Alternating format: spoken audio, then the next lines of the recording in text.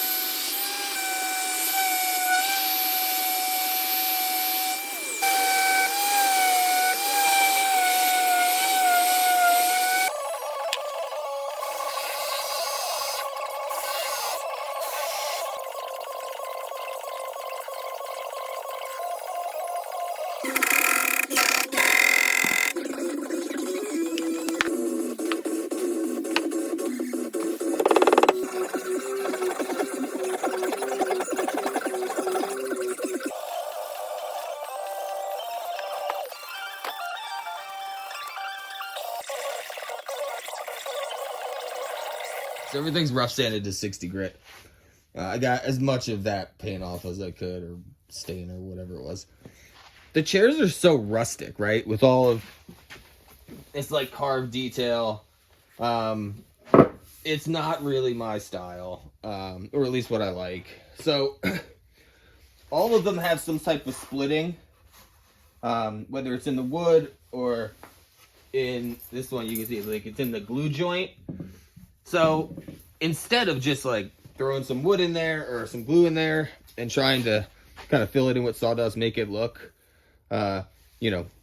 just that it's seamless, I'm going to try something different. I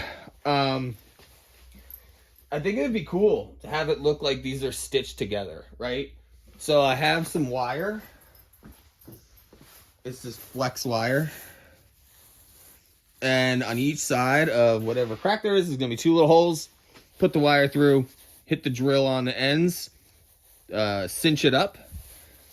And in theory, that should hold. I mean, I think they'll hold either way. But I don't want to take the seats apart. The through tenons look great. I don't want to mess with that. But I think this will just be a cool little detail. So let's give that a whirl, see how it turns out. Let's go.